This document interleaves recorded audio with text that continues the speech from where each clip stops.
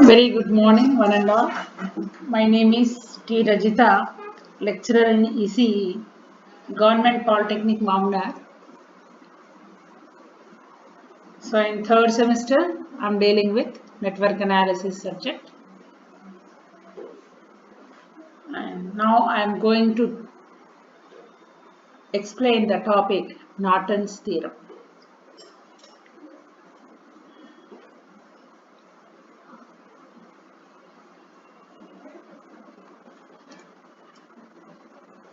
So, in the last class, we discussed about Thevenin's theorem and problems on it. So, just I am going to recap that Thevenin's theorem.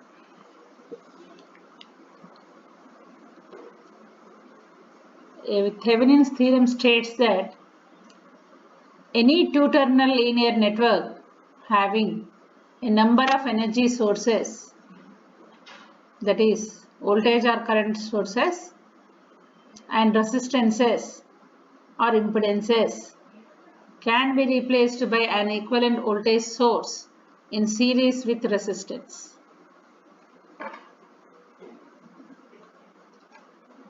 So the equivalent voltage being equal to the open circuit voltage at the terminals.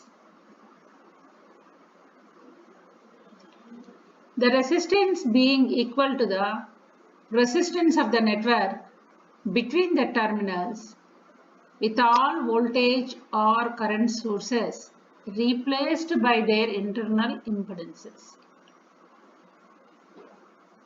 Ideally, all voltage sources are being short circuited and all current sources are being open circuited.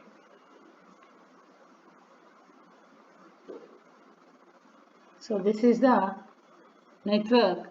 It's a linear network consisting of voltage sources or current sources or resistances or impedances. It's a linear network and it is connected with a load. Then we can replace this total network by single voltage source in series with a resistance or impedance is called Thevenin's theorem. And here VTH is the open terminal, that is open terminals is A and B. The voltage across the A and B terminals is VTH. And RTH is the Thevenin's equivalent resistance at the AB terminals by short circuiting all the voltage sources or replacing its internal impedance, and open circuiting all current sources or replacing its internal impedance. Like that, we are calculating a Thevenin's equivalent voltage and Thevenin's equivalent resistance, and these two are in series and which are connected to a load.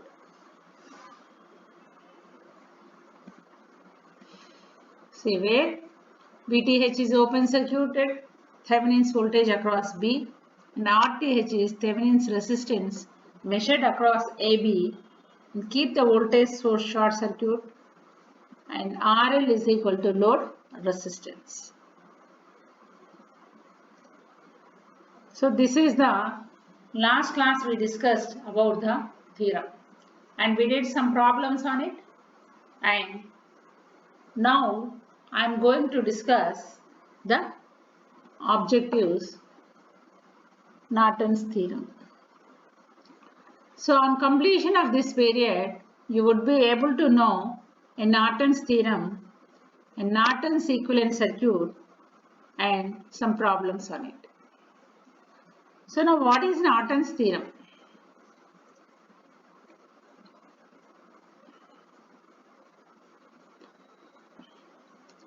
In any two-terminal linear network having a number of energy sources and resistances or impedances can be replaced by an equivalent current source and in parallel with equivalent resistance. Similar like Thevenin's theorem, in this also. Any two-terminal linear network having a number of energy sources or current sources and resistances or impedances can be replaced by an equivalent current source IN and in parallel with the equivalent resistor Rn. So where IN is the current flowing through the two terminals when they are short circuited. In Thevenin's theorem, the voltage across the terminals we have taken. Here in Norton's theorem, the current flowing through this terminal by connecting short circuited. Rn is the resistance between the two terminals when all sources are replaced by their internal impedances. So ideally, the voltages are being short circuited and current sources are being open circuited. So all of you know that for ideal voltage source is having zero resistance and ideal current source is having infinite impedance. So that is the reason ideal voltage source is being short circuited and ideal current source is open circuited. And practically, these sources are replaced with its internal impedances. See, this is the circuit. So the circuit is having a number of circuits. It may be a sources and different elements, that is resistors or inductors or capacitors, whatever it will be. That at the terminals it is open circuited. At the terminals it is short circuited, but it is shown by a red line. And this can be replaced by a current source is in parallel with a resistance Rn. See, again I am explaining this. See here. A circuit which is consisting of a number of sources, that is voltage or current sources, and different circuit elements, that is resistors, inductors or capacitors, and it is connected to a load. And this can be replaced by a single current source in parallel with some impedance.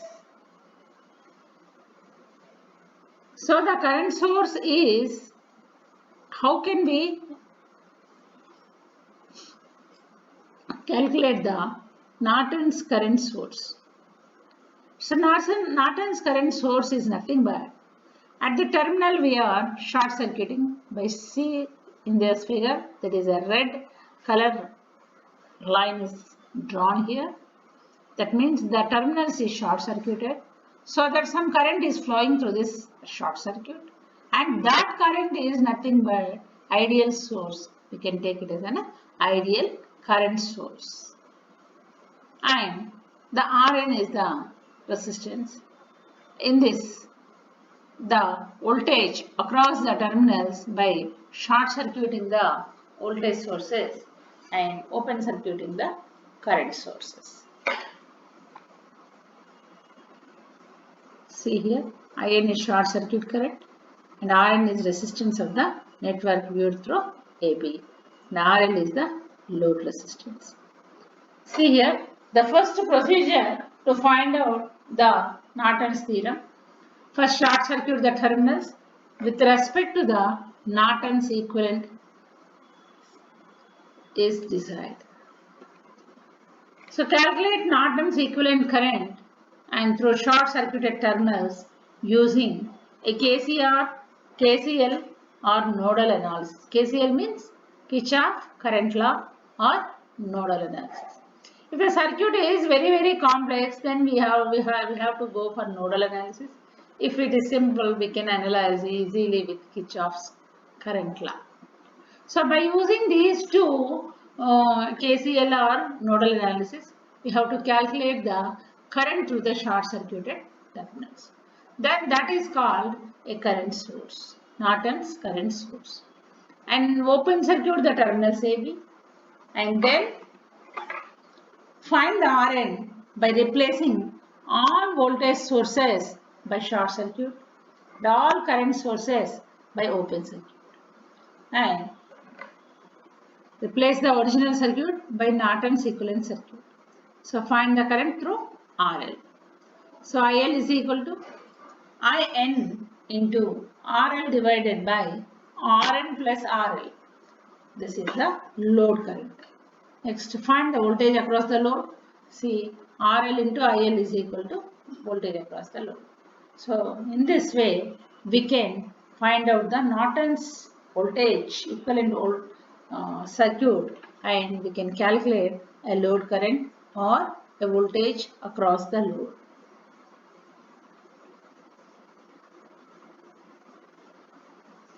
See some problems on this. First problem, see here, this is the circuit.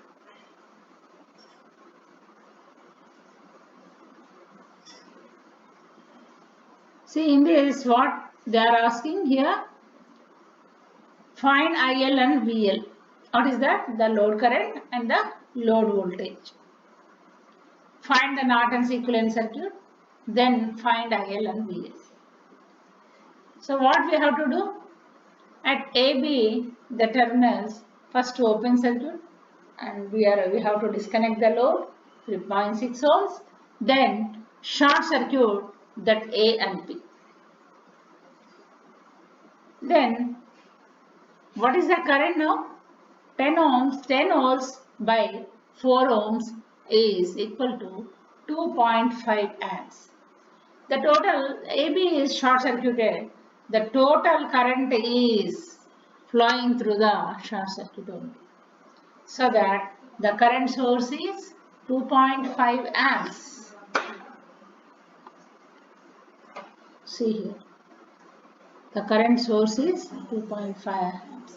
And for finding a resistance Rn, then this open circuited this AB terminals and short circuit the voltage source, and the Rn is equal to 6 is in parallel with 4. So by looking from A, B terminals, the 4 and 6 are both are in parallel, and Rn is equal to 4 into 6 divided by 4 plus 6, that equal to 2.4 ohms.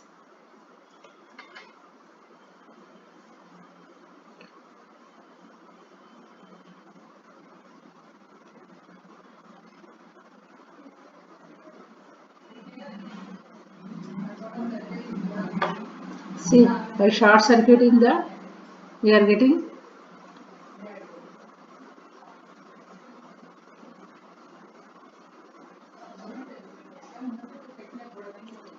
so for finding I1, for short circuiting AB terminals, then IN is equal to just V by 4, and that is 10 by 4, that is 2.5 amperes. See this one.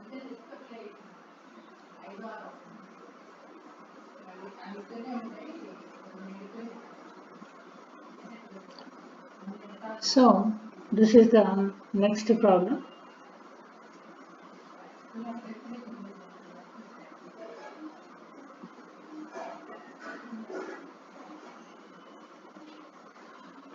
So in this first problem, there is a current source 2.5 amperes is in series with in parallel with a 2.4 ohms, and it is in parallel with 3.6 ohms, that is in the load resistance. From this we can find out the current and the voltage across the wire.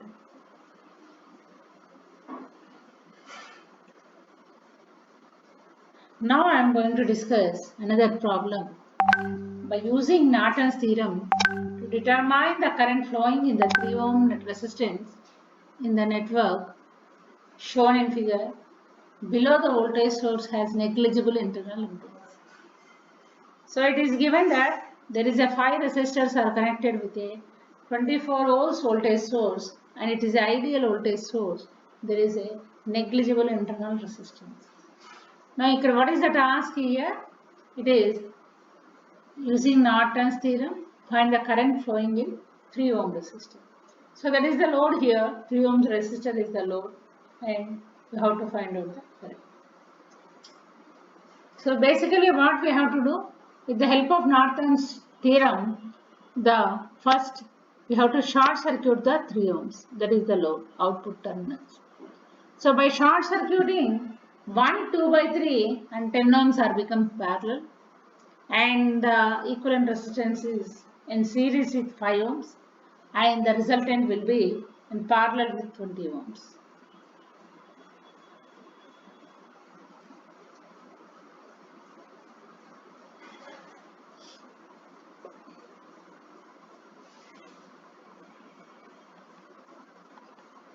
See, following the procedure, the branch containing 3 resistances is short circuited as shown in figure B. From the equivalent circuit, see here, by short circuiting this, 10 ohms, 5 ohms and 20 ohms and 24 ohms. See here, 20 ohms, 5 ohms. So ISC is equal to 24 by 5, that is 4.8 amps. Here we are applying Kirchhoff's current law, and by solving this we are getting this 24 volts plus 5, 20 and 24 volts. The same 24 volts is appeared across the 20 ohms because there is no resistance between that, and only 24 volts is there, and that is 5 ohms is because 3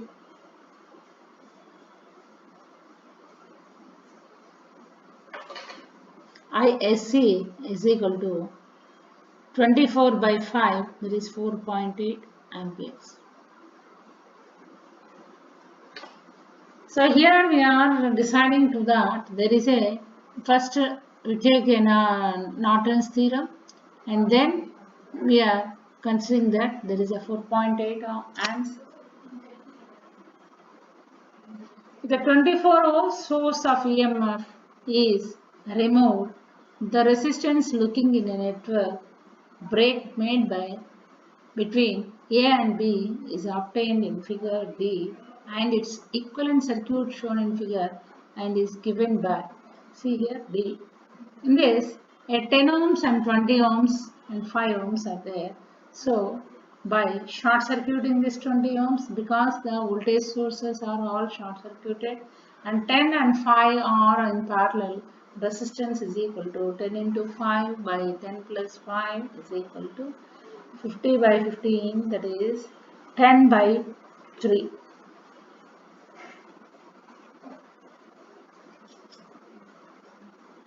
So ISC is equal to 4.8 amps and 3 1 by 3 and 1 2 by 3 and 3 ohms. Now it becomes a.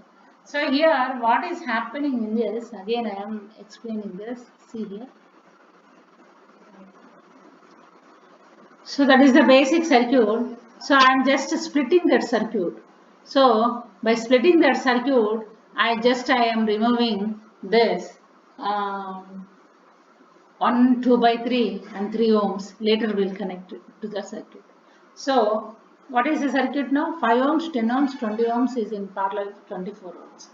Now I am short circuiting this 10 ohms. What is that? There is a 20 ohms across this 20 ohms and 5 ohms are become parallel. And 24 ohms is connected across 20 ohms, then 24 ohms is across 5 ohms also. So the current flowing through this 5 ohms is 4.8 amps. So this circuit can be replaced by with 4.8 amps, and the voltage source is short circuited and current will be, so 10 and 5 is in parallel. See here by short circuiting this 20 ohms, 10 and 5 becomes parallel and 3 1 by 3. So up to this point this circuit is replaced with current source by 24 volts, 20 ohms, 5 ohms, 10 ohms. Up to this point, we can replace with a current source, that is 4.8 amps in parallel with 3 1 by 3 ohms. So then that is connected across 1, 2 by 3 and 3 ohms. The first part can be replaced by a circuit, and this is done. So now this can also be replaced by another circuit. So here there is a, from the Norton's equivalent circuit, the current in 3 ohm resistance is given by, so I is equal to 3 1 by 3 by 3 1 by 3 plus 1 2 by 3 plus 3 into 4.8 amps. So that is equal to 2 amps. And the voltage across the 3 ohms is 2 amps into 3, 6 volts. So like that we can calculate by applying KCL, we can find out the Norton's equivalent circuit, and by placing that we can find out the voltage across the load resistor and current flowing through the load resistor. Now I am going to explain another problem. See here, find the current in 20 ohm resistor of the network using Norton's theorem. See here 20 ohms, and there is a 10 amps current source, 100 ohms voltage source. In this, we are short circuiting this 20 ohms because first we have to find out Rn by removing 20 ohm resistor. Okay? Rn must be replaced by open circuit. By removing 20 ohm resistor, then the Rn is the resistance across the open circuit. So, and short circuit the voltage source and open circuit the current source, and Rn is equal to, see here, that is a short circuit voltage source and current source is open circuit, and 20 ohms is also opened. Now what is that? That 30 ohms, because we want to know the voltage across the 20 ohms, that is Rn. So here 30 ohms and 10 ohms plus 5, these become series. 10 plus 5, 15, and 15 is in parallel with 30 ohms, so that by doing this calculation we are getting 10 ohms here. So the Norton's resistance is 10 ohms here. Now for finding a current source. See here, find IN by short circuiting 20 ohm resistor. See, this is by short circuiting this, what is happening here? By replacing this current source by a voltage source also we can do it. And find IN by short circuiting 20 ohm resistor, and by shorting 20 ohm resistor, 100 volt source and 30 ohm resistor are short circuited through 20 ohms. Then the current due to 100 volt source is 100 by 30, that is 10 by 3 amps, because it is short circuited, so that the voltage due to the voltage source, that is 3.3 amps is flowing through the short circuit. Similarly, if you take for current source, then the current due to this current source also some current is flowing. So short circuit current due to 10 amps source is IN is equal to 10 into 5 by 5 plus 10. Again it is 10 by 3 amps. And so the current flowing through this short circuit is the current due to the voltage source and current due to the current source.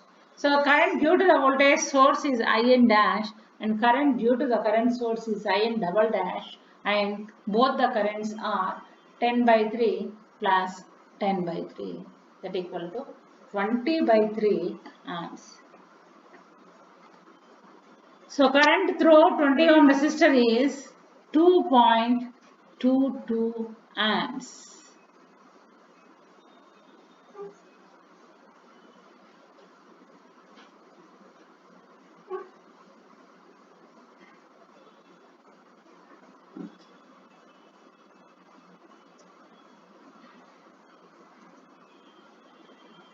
because 20/3 current source is applied across the 10 ohms and 20 ohms, so that we are taking that there is a 2.22 amps of current is flowing through that.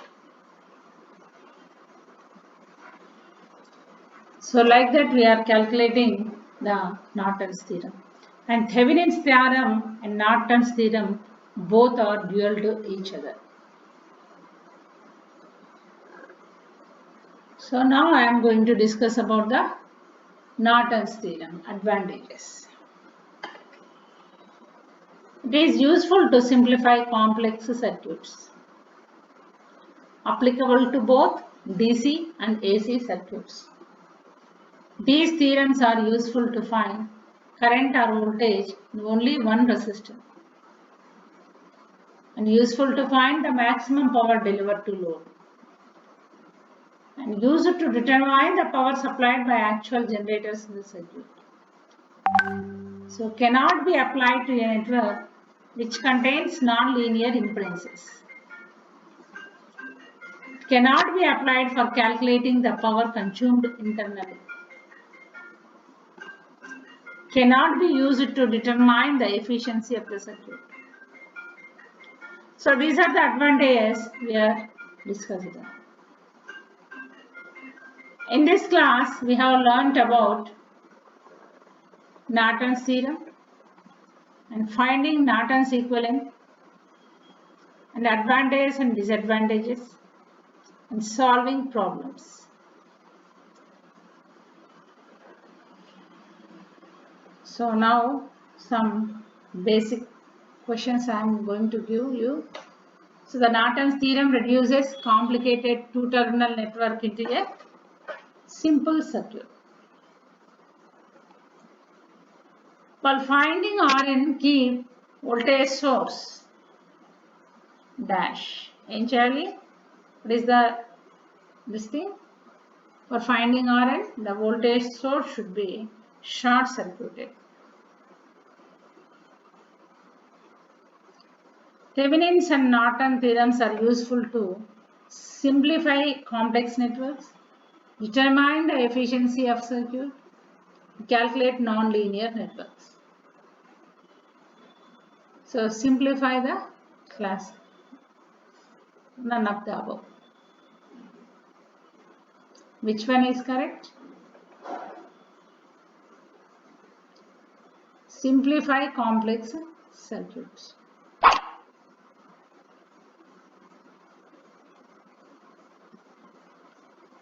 Norton's equivalent circuit consists of voltage source in series with impedance, voltage source in parallel with impedance, current source in series with impedance, and current source in parallel with impedance. See, Norton's equivalent circuit consists of, again I am repeating, voltage source in series with impedance, voltage source in parallel with impedance, current source in series with impedance, current source in parallel with impedance. So Norton's equivalent circuit consists of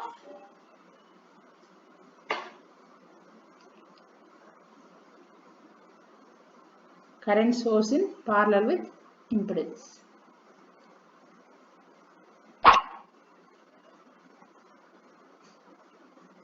So I am going to give some questions for you. State Norton's theorem and explain Norton's theorem. And find Norton's equivalent at terminals A and B. For the figure, also find IL and V. See, in this, we are short circuiting this. Only 2 ohms resistor is in series with that. 10 ohms by 2, that is 5 amps of current. And current source is 5 amps. And the resistance Rn is, by open circuiting this, 4 and 2 ohms is parallel, and 2 into 4 divided by 2 plus 4 is 8 by 6, that is 4 by 3 is the resistance, and current is 5 amps, current is the current source. So 5 amps current and 8 by 6 resistance is in parallel, and 3 ohms is also in parallel. So from this again you have to apply KCL and all the things. You can find out the current through 3 ohm resistor, and you can also find out the voltage across the 3 ohm resistor.